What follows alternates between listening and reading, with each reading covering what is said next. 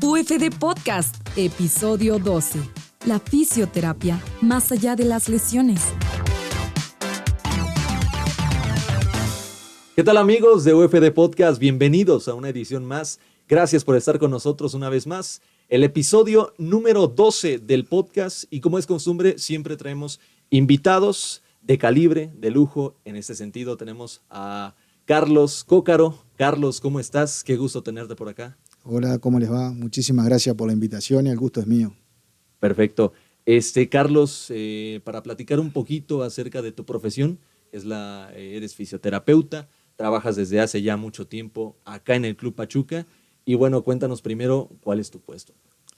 Bueno, sí, yo soy licenciado en fisioterapia, también fui alumno de la Universidad del Fútbol porque estudié la maestría en Ciencia de Alto Rendimiento en la Universidad del Fútbol y la licenciatura en Educación Física, aquí en la misma universidad. Y bueno, el puesto que tengo hoy es la coordinación del área de fisioterapia y rehabilitación de lo que es todo el Grupo Pachuca. Perfecto. En este sentido, pues hacemos este podcast con un fisioterapeuta. Claro, es el fisioterapeuta muy capacitado como el señor Carlos por el Día del Fisioterapeuta. Hoy estamos celebrando el Día del Fisioterapeuta. Se está grabando en otro día, claro, este podcast, pero este día de septiembre se está celebrando a todos los fisioterapeutas, tanto alumnos como profesores, como maestros que han pasado también por aquí por la Universidad del Fútbol. Todos los fisioterapeutas, felicitarlos primero que nada y a ti te pregunto en este sentido por la profesión, tú que ejerces desde hace ya mucho tiempo, ¿qué simboliza, qué significa para ti esta profesión? Creo que la profesión de fisioterapia o en otros países llamada kinesiología también es una profesión humanitaria. Es una profesión dentro del área de la salud bastante humana porque tiene mucho contacto con el paciente. Por ahí hay otras especialidades de la salud médica que no tienen tanto en contacto con el paciente, pero justo el fisioterapeuta tiene mucho contacto con el paciente y eso hace que haya un factor humano muy importante. ¿Desde hace cuánto tiempo te dedicas a esto? Bueno, yo me recibí en el año 1996. ¿Desde entonces? Sí, desde antes de recibirme ya me dedicaba estaba estudiando y trabajando. ¿Tus pininos en dónde los comenzaste? En Uruguay los comencé. Yo soy de Uruguay, los comencé en Uruguay, también trabajé en Argentina. Okay, bueno, ¿también en el ámbito deportivo? En el ámbito deportivo y en otros ámbitos, ¿no? La academia, la docencia en el hospital, okay. En otros ámbitos también. También estuve trabajando en pacientes de tercera edad. ¿Y qué te llevó a justamente escoger la carrera? Porque me esguincé un tobillo a los 15 años, un esguince de tobillo fuerte. Y bueno, yo era de un pueblo pequeño. Y en ese tiempo no había tantas especialidades ni nada y después de casi un año de tener ese dolor en el tobillo, doy con una persona que me empieza a tratar y él me dijo en aquellos años que él era técnico en fisioterapia, porque primero fue una carrera técnica, que la carrera surge después de la epidemia de la polio, ahí surge la carrera en fisioterapia, pues se necesitaba mucho personal sanitario para la movilización de los pacientes, de empezar con una carrera técnica, después se transforma en una licenciatura y hoy ya hay hasta niveles doctorados. Claro, sí, en este sentido la Universidad del Fútbol también cubre ese aspecto y tú estudiaste aquí en la universidad y también fuiste o eres docente aquí en la Universidad del Fútbol. Cuéntanos un poco en ese sentido el tema de la docencia, ¿cuál ha sido el mayor reto para ti de tus conocimientos ahora pasarlos a otra generación? El mayor reto como docente es que me tocó un cambio muy importante generacional en el aspecto tecnológico. Okay. Ese fue el peor reto no, el reto que hay que adaptarse, porque yo cuando era docente en Uruguay dábamos clases con otros elementos, no como ahora con computadora, dábamos con otros elementos que eran pizarrones, plantillas se llamaban, que proyectabas pero que eran rígidas, no sé si me explico. Sí, sí, sí. Y había que usar mucho la creatividad, había que estar siempre en ese afán de creatividad. Y hoy en día el reto es que tú estás dando una clase y el alumno con su celular ya puede consultar en tiempo real si lo que está diciendo es cierto o mentira. Si todavía tenés otra duda más grande, vas y le consultás a la inteligencia artificial a ver si el docente está diciendo algo correcto o está inventando algo. Entonces, ese cambio en tecnología que creo, es una reflexión muy personal, ese cambio en tecnología también va con el cambio pedagógico. A nosotros, primero teníamos que saberlo casi que de memoria, teníamos que saber la teoría, para después poder entrar a la práctica. Y hoy en día ese cambio pedagógico creo que se puede comenzar con cosas prácticas para después ir enrabando la teoría, y que el docente tiene que como que adaptarse un poco a esos cambios, ¿no? Porque por más que a uno como alumno lo formaron de una manera, no quiere decir que en la actualidad uno tenga que seguir haciendo el mismo camino, ¿no? Sino adaptarse a todos estos cambios que uno no va a cambiar esas cosas que están pasando ahora, y al contrario, esto va a una velocidad muy, muy rápida. Y para ponerte un ejemplo, si antes te mandaban una tarea, tú la tenías que hacer en cartulina, llevarla a tu casa, dibujar, hacer una cantidad de cosas que te llevaba tu tiempo, estar a la biblioteca, que esto que el otro, y hoy en día capaz que una tarea te la hacen en 15 minutos con las cosas tecnológicas que tienen, ¿no? De hoy día. Entonces creo que el que se tiene que adaptar a los cambios del docente, y ese es el reto más importante que me ha tocado a mí, ¿no? Y justo Que me sigue tocando, porque claro, también cuando uno toma capacitaciones, ahora la mayoría son online, y bueno, entonces ese es el reto. entonces te sigues preparando en ese sentido. Sí, me interesa más la parte de comunicación, prepararme a la parte de comunicación. Me gustaría tomar una capacitación en comunicación, y en la parte esa pedagógica de cómo hoy con esa comunicación y la pedagogía actual, cómo poder motivar al alumno actual, ¿no? Porque, no sé, los cambios y las situaciones a nivel mundial son diferentes a la época que me tocó a mí. En ese sentido, justamente te iba a preguntar, también la propia fisioterapia, los temas y todo esto, ¿se ha actualizado y has tenido que adaptarte en esos cambios también? Bueno, sí, también la tecnología para usar, ¿no? Hay equipos de fisioterapia hoy de alta potencia que en mi época no había, y hoy tenés que ir reestudiando todas esas tecnologías y esos equipos nuevos que se usan, bueno, para la sanidad, ¿no? Es como antes estaba el rayos X nomás y no estaba la resonancia, y hoy sigue estando rayos X, pero está también la resonancia. Entonces, en equipos de fisioterapia ha evolucionado mucho también, y hay que seguir capacitándose, porque todo esto va avanzando. Constante cambio. Sí, van en constante cambio, sí. Yo siempre digo que la anatomía y la fisiología humana sigue siendo la misma, lo que ha cambiado un poco es el cómo se aborda esa anatomía y el método y esa fisiología. Muy bien. Bueno, ya pasando un poquito de tema, a lo mejor también hablando de los tiempos, cómo han cambiado. Antes en el deporte y en el deporte que te mueves, en este caso el fútbol, el calendario posiblemente del fútbol profesional, el fútbol de élite, era más reducido a lo mejor que en nuestros tiempos, que la FIFA ha estado implementando, a lo mejor un poquito engruesando torneos, metiendo competencias. En este sentido, ¿tú tienes alguna opinión sobre la carga que tienen los futbolistas ahora mismo? Bueno, la opinión que yo tengo, que esta evolución que ha habido a que se jueguen más partidos en el año, es un tema que lo decide un organismo que es una multinacional que maneja el deporte fútbol, y que bueno, que todos los equipos de fútbol del mundo que están asociados a ese organismo que se llama FIFA, por más que estén los calendarios locales, ¿no? Los calendarios internacionales los rige la FIFA, y bueno, y el que esté asociado tiene que ir por esa línea, ¿no? O sea, no sé qué tendría que pasar para que se vuelvan a jugar menos partidos como se jugaban antes, ¿no? Yo creo que eso es un tema más político, y que tienen que llegar a acuerdos entre los representantes de los equipos y el órgano FIFA, porque sí, hoy en día se juegan muchísimos partidos, muchísimos torneos, prácticamente los equipos hoy no tienen un periodo vacacional largo. Antiguamente vos decías, bueno, tienen 6 semanas de vacaciones. Hoy no, hoy máximo serán 3 semanas de vacaciones, porque siempre tienen que estar en movimientos y en torneos, ¿no? En este aspecto, en cuanto al tema físico, ¿cómo es que puede afectar a la larga a un futbolista la sobrecarga? Porque jugar 2, 3 partidos a la semana. Sí, lo que pasa es que el tema físico va un poco también del plantel que tengas. Quizás antes los planteles eran más reducidos, o sea, tenías 18 jugadores y ahora tenés 26.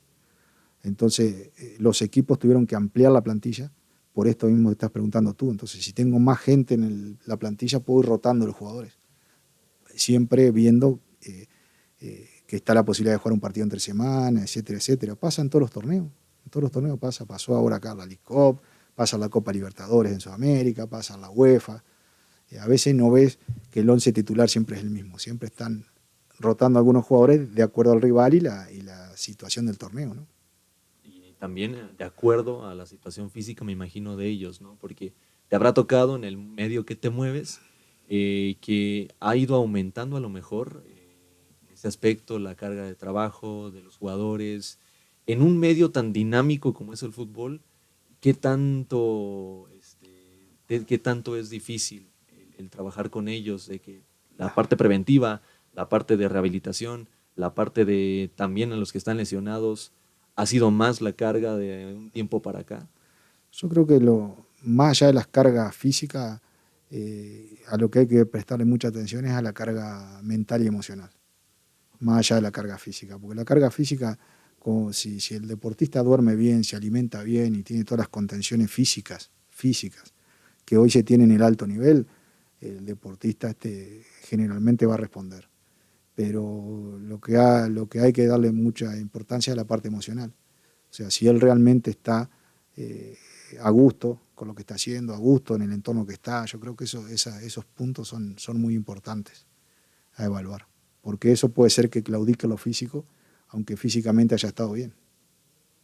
Hay millones de casos, no de futbolistas, de deportistas olímpicos y todo, que hay hasta documentales que los pueden ver por ahí, que el problema ha sido más mental a veces que físico. Tú en ese aspecto, en la actualidad a lo mejor hay gente que se queja de las cargas de trabajo. Tú que directamente estás trabajando con ello en el aspecto de la fisioterapia, ¿tú crees que entonces que no tiene tanto que ver, sí tiene que ver la parte física, pero no tanto como la parte emocional? Creo que el deportista ya sabe que de por sí tiene que hacer trabajo físico. No se considera un deportista de élite, de alto rendimiento, que no haga trabajo físico. Bueno, puede ser un ajedrecista capaz, pero igual está haciendo un desgaste mental brutal.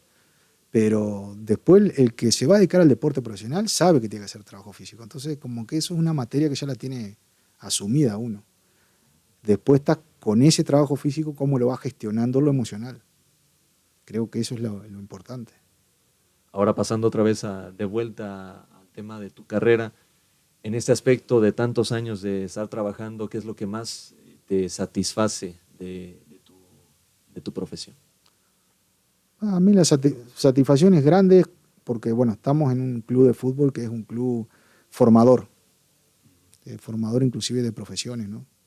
En todos estos años que he estado, van pasando por servicio social y por todas esas cosas. Una de las satisfacciones más grandes es que los colegas que han pasado por el club mañana tengan la posibilidad de trabajar en otros lugares, que el club sea visto como un punto de referencia para contratar personas de aquí. Eso es una gran satisfacción, ¿sabes? Porque a veces podés estudiar y no tenés esa posibilidad, ¿no? Y eso a mí me da una alegría interna, ¿no? No lo demuestro mucho, pero interiormente digo, qué bueno que este colega puede trascender en tal lado, esto y lo otro. Eso es lo que más me ha gustado. Viene más desde la docencia. Eso viene desde la docencia. El docente yo creo que es más vocacional. Entonces si vos sos docente, te gusta que por ahí de un grupo de 20 alumnos haya 2 o 3 que se destacaron y que tuvieron suerte. No sé si suerte, sino que pudieron llegar a donde querían y eso es lo que más me pone contento. Y ahora que tocas ese tema del formar profesionistas y justamente aquí en la Universidad del Fútbol, tú que has visto de cerca y ya durante años el tema no solamente de la fisioterapia, sino del tema administrativo, del tema de incluso la parte deportiva, todo esto pues que se forma y ahora que no solamente futbolistas, sino que forman profesionistas para trabajar en un futuro en este medio que nos movemos nosotros. ¿Tú qué piensas de que la Universidad del Fútbol tiene un modelo tan distinto y tan único como ese? Sí, yo creo que lo que te estaba diciendo, ¿no? No solo en el área mía de trabajo, sino en todas las áreas. Conozco colegas de educación física, de psicología, de nutrición, que han trabajado acá en el club y en la universidad y cuando ellos en su currículum, cuando dicen que tuvieron tantos años en Pachuca, lo ven con mucho respeto las personas que entrevistan a esos colegas, ¿me explico? Y le dan mucho valor que haya estado trabajando acá. Como cuando a un jugador le dicen que hizo las fuerzas básicas en Pachuca. Jugador que hizo las fuerzas básicas en Pachuca, los directores deportivos de otro equipo lo ven bien. No sé si me sé explicar con el ejemplo. Sí, claro. En este sentido, pues la universidad, pues como formadora, no solamente el Club Pachuca, sino en general Sí. la institución, creo que ha desarrollado durante años un trabajo Sí, formidable para que es parte ser de la reconocido. filosofía de la institución, ¿no? Sí, Parte de la justamente. filosofía de la institución. Yo siempre digo que cuando uno está trabajando tiene que tratar de primero entender lo que quieren los jefes, ¿no? Eso es lo que hace la mística Pachuca, ¿no? De Eso es lo primero que entender lo que diferencia. quieren los jefes. Cuando uno entiende lo que quieren los jefes, bueno, después uno sabrá si se adapta a esa filosofía de trabajo que quieren los jefes o no. Entonces, si uno cree que esa filosofía de formar y de potenciar gente, etcétera, etcétera, está dentro del plan de vida de uno, bien. Y en ese aspecto, ya con el tiempo, ¿tú has visto que ha cambiado el tema del trato con la gente? Sobre todo tú, que en tu área tratas mucho con la gente. Nos hablas de que quieres hacer algo con respecto a la comunicación, prepararte en ese sentido. Sí, ¿Es por eso? a la comunicación me refiero me gustaría aprender porque no es lo mismo la comunicación que hacía cuando yo llegué acá en el 2002, que tú entrabas a un vestidor y estaba el jugador de fútbol por ahí leyendo un periódico. Y hoy entras y no hay un periódico, ¿me entiendes? No hay una Claro. revista, un periódico. Llegan, están en una camilla con un celular. Entonces prácticamente no hay comunicación, porque ellos están en una camilla y están con su celular, bueno, haciendo sus cosas, hablando con los que tengan que hablar o chateando. Y antes capaz que estaban con el periódico mirando una noticia y se convivía más. Decían, mira la noticia que salió acá, mira la foto que sacaron acá, o sea, y por ahí dejaban el periódico y no sé, igual te ponías a hablar de cómo estaba su mascota, cómo estaba su perro y eso. Hoy esa parte de comunicación Se ha está siendo perdido. diferente a cómo era. Entonces, por eso te digo que uno lo que tiene que aprender es a cómo se va adaptando a ese cambio, ¿no? Y probablemente el deportista de hoy no le interesa platicar, está con su celular y dice a mí dame el tratamiento y yo me quedo con mi celular haciendo lo que tenga que hacer. O sea, Ok, yo no estoy ni criticando lo que era antes ni lo que es ahora, estoy diciendo que el que se tiene que adaptar es uno claro. a la situación. Ahora, pasando un poquito a un tema directamente que tiene que ver con la fisioterapia, queremos que nos des un poco recomendaciones y que nos hables, por ejemplo, de en una persona normal que no es un deportista de élite, ¿qué es lo peor o lo mejor que podrías hacer con tu cuerpo? Lo peor que puedes dejar de hacer o hacer con tu cuerpo. Lo primero que tenés que hacer con tu cuerpo es intentar conocerlo. Sí, Eso es lo primero. Intentar de a poco conocer tu cuerpo. Como cuando te paras frente a un espejo y decís, hoy me quiero peinar así, o a una chica y se quiere hacer esto así, o ponerse el pelo de un color, de otro. No solo desde el punto de vista estético, superficial, sino también ir de a poquito conociendo tu cuerpo en todos los sentidos, ¿no? Porque, no sé, si tenés dolor de garganta, saber si ese dolor de garganta te puede llevar a una gripe fuertísima, o decís, no, este dolor de garganta es porque estuve transmitiendo en radio 5 horas seguidas y se irritaron las cuerdas vocales. Entonces, lo primero es conocer tu cuerpo porque es tener conciencia un poco corporal de cada uno. Eso es lo primero para mí, para el ser humano. Y segundo, después que uno tiene conciencia corporal, tomar decisiones. Si está contento con lo que tiene o si quiere ponerle, entre comillas, un poquito una mejoría, ¿no? Si, no sé, si sos una persona que te falta flexibilidad, ir a ciertas clases para mejorar flexibilidad, si sentís que te falta fuerza, ir a hacer un poco de gimnasio. No sé si me sé explicar con el ejemplo, sí, pero eso creo que es lo más importante y que a veces hacer esa pausa para conocerte vos mismo de tu parte de conciencia corporal, a veces no lo hacemos, ¿viste? sí, No, nos paramos frente al espejo para ver cómo nos quedó el saco, cómo nos quedó la corbata, cómo nos quedó la camisa, cómo nos quedó el vestido, pero no nos paramos frente al espejo para decir, wow, estoy con los hombros para adelante todo el día. ¿Qué está pasando? un tema de postura, ¿no? Un tema de conciencia Directo. corporal, sí, sí, porque te tenés como que analizar en esa parte si es que realmente eh, te importa, porque lo único que tenés que cuidar en esta vida, lo primero que tenés que cuidar es tu parte corporal. Después lo demás, podés cuidar tu celular, pero a tu celular te lo pueden robar. El problema es que no te roben a También, ti. claro. Y en el aspecto directamente físico, para que una persona a lo mejor ya creciendo en una cierta edad tenga cierta movilidad, cierta fuerza, ¿qué recomendarías? hacer o no hacer con tu cuerpo. Y para mí hay que trabajar dos cosas, la parte física y la parte cognitiva. No se puede trabajar solamente lo puro físico, porque lo puro físico sería vas a un gimnasio, haces, no sé, pesas, alberca o yoga, pilates, etcétera, etcétera, que es lo puro físico. Pero creo que va lo físico junto con lo cognitivo. Y lo cognitivo debe ir combinado con cosas lúdicas.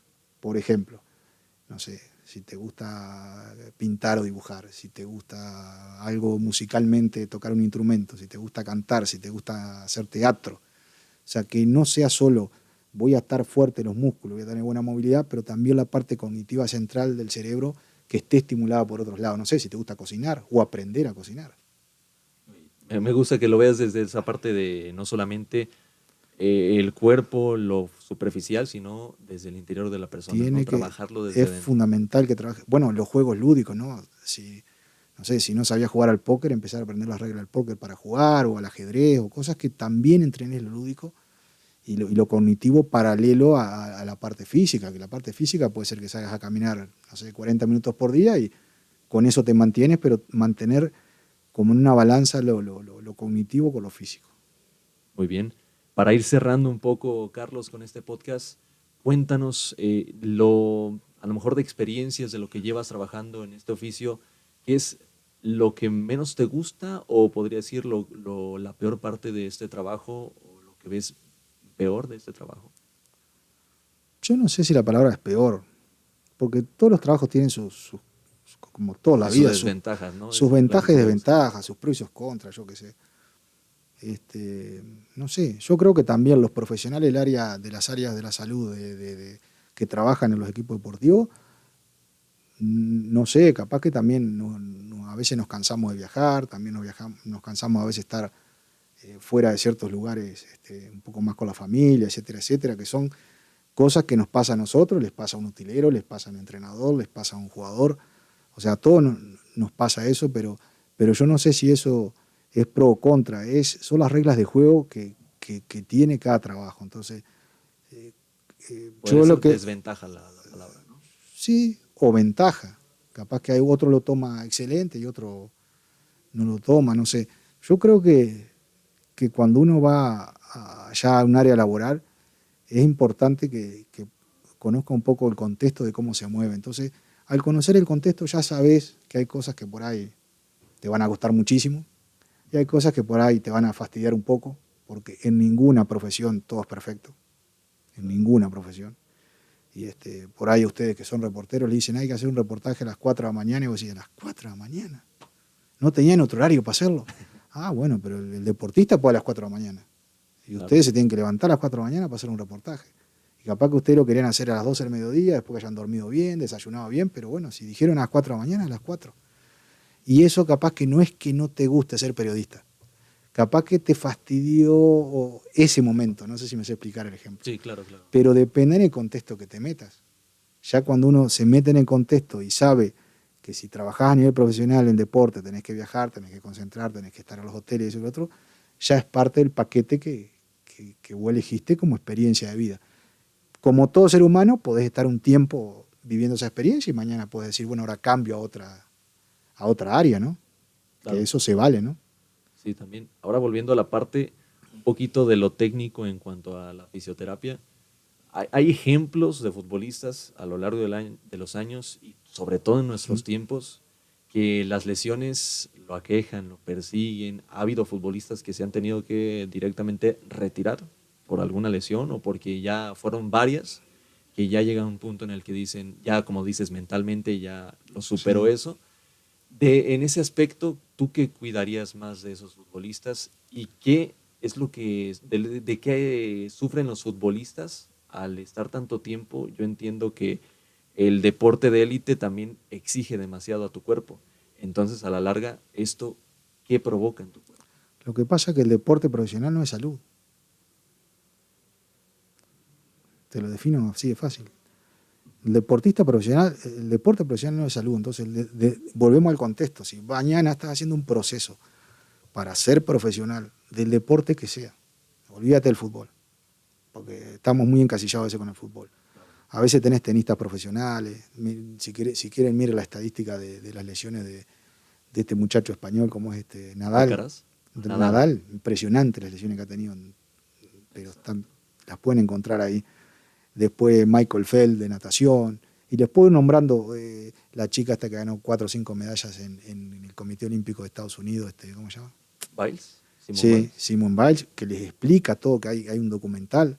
Entonces, desde el momento que uno decide llegar a ese punto, ya sabe que va a haber lesiones, ya sabe que va a haber estrés, ya sabe que va a haber una cantidad de cosas.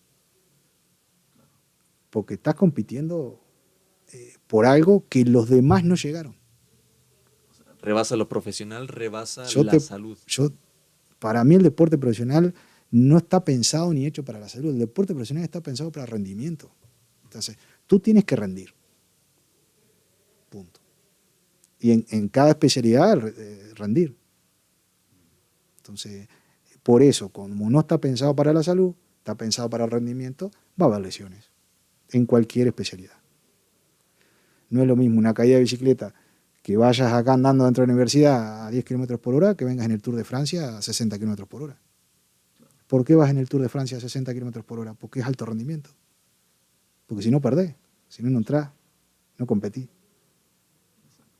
Bueno, ya en ese aspecto también definir, porque a la gente a lo mejor piensan que el deporte es sinónimo, un futbolista profesional es sinónimo de salud. Y la realidad es que no, por lo que también mencionas de que pues, el trabajo físico te va desgastando tanto que al final de cuentas tiene consecuencias y como lo dices, un deportista sabe a lo que se atiene. Y en este aspecto, pues también que la gente sepa que un deportista profesional no es sinónimo entonces de salud plena. Un deportista profesional sabe que en algún momento alguna lesión va a tener. Porque, y más si son deportes de contacto, ¿no? Claro. Y en este aspecto, a la larga ya cuando se retira un futbolista profesional o un tenista, estos deportes que a lo mejor no son de contacto, que son más individuales, sobre todo un tenista, como lo dices, que los tenistas juegan cada 2 días en un torneo. Ahorita que está el US Open, sí. cada dos días, hasta, bueno, si avanzas, son 2 semanas de cada 2 días.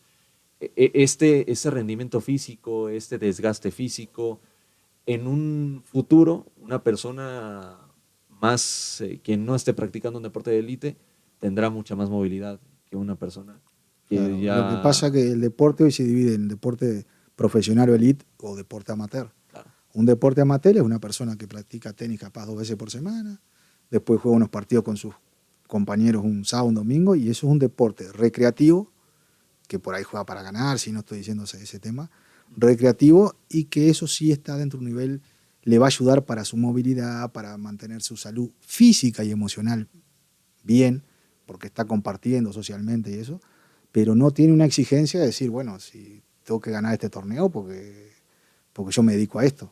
Desde que sos profesional o de élite te dedicas a eso. Entonces, esa es tu chamba. Y cuando es un deportista amateur no es la chamba es otra y hace deporte como hacemos todos amateur. Claro. Pasa la maratón que van a correr ahora en México el domingo. Ajá. ¿Por qué crees que la maratón de la Ciudad de México largan los profesionales primero y todo el resto atrás? Se nota la diferencia, ¿no? Porque los profesionales vienen a competir para ganar el dinero.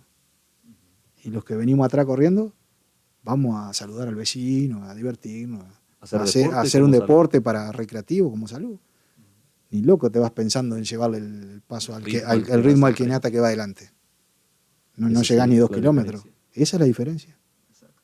Ahí tenés un ejemplo de diferencia entre lo que es un profesionalismo elite y lo que es amateur. Muy bien.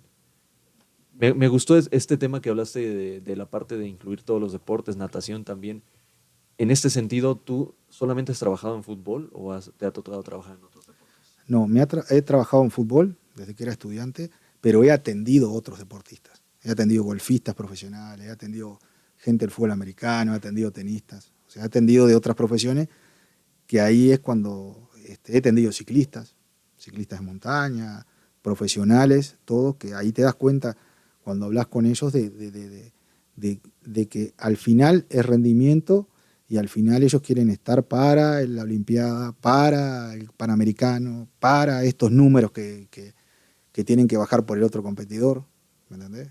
¿Y tú cuál dirías que es el deporte, ya sabiendo cuáles son los que has entendido, que más te exige en cuanto a rendimiento físico? Todos exigen. ¿No hay uno que digas hace más diferente que otro? Y el ajedrez por ahí tenés mucho cognitivo y no tenés que físicamente estar corriendo ni esas cosas. Pero así el que más físicamente, ¿no hay uno? Y casi todos, o sea, lo que pasa es que los deportistas se dividen en deportes grupales y deportes individuales.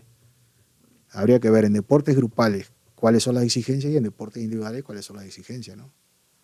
Muy bien, Hay que dividir las cosas porque no se pueden meter todas en la misma bolsa. claro.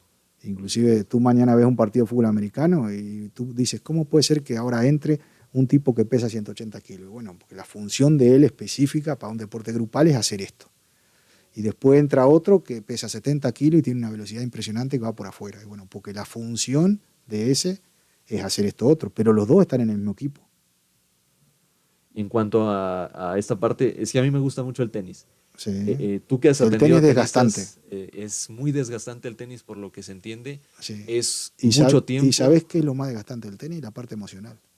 También. Yo he atendido tenistas que entrenaban para llegar a elite y cayeron más emocionalmente que por las lesiones físicas que tenían. ¿Tú qué piensas que diferencia a lo mejor este deporte que es más individualista de un deporte de grupo? No, bueno, lo que pasa es que el deporte de grupo te da unas cosas y el deporte individual te da otras. Eso es algo, porque eso, si lo analizamos, eso va un poco enrabado de la parte sociocultural, ¿no? Va un poco enrabado de la parte social. En un deporte de grupo tenés que convivir, te guste o no te guste, tenés que convivir. Vas a tener discrepancias con algunos compañeros y con otros te vas a llevar bien. En un deporte individual sos tú con tu raqueta y bueno, y ya. Tiene que ser. Y bueno, convivirás con tu entrenador y esas cosas, pero sos tú con tu raqueta, ¿no? Entonces, si tú mañana la aciertas tú, y si tienes errores, los asumirás tú, ¿no? Pues bueno, Carlos, muchísimas gracias por estar en el podcast. Ya para despedirnos, algún mensaje que tengas, alguna reflexión. No, nada, yo a mis colegas siempre, como le digo acá en la universidad, cuando tengo la posibilidad de una charla, que disfruten de la profesión, que es una profesión muy humana, si la ven desde ese punto de vista, y que no crean que solo existe la parte deportiva. Hoy en día la fisioterapia y la kinesiología abarca muchos campos médicos, y que pueden ayudar mucho a la salud de las personas, apoyando en esa parte, ¿no? Perfecto. Carlos, felicidades por el Día del Fisioterapeuta. Felicidades a todos los fisioterapeutas también, a tus colegas, a todos los que se dedican a esto en todo el mundo. Como lo decías, aquí se llama fisioterapeuta, kinesiólogo, en algunas otras partes también. Y bueno, también felicitar a una profesión como lo es y tan exigente también como lo es la fisioterapia, que está en constante movimiento, como lo dices tú también. Carlos, gracias. Te doy la mano también. Gracias a ustedes. Por este podcast y gracias a quienes estuvieron, a toda la producción también que fue parte de este podcast número 12. Nosotros nos estaremos viendo y escuchando en una siguiente. Nos ayudan suscribiéndose a este canal, dando like y pues todo lo demás que también ya saben. Gracias, esto ha sido el episodio número 12 y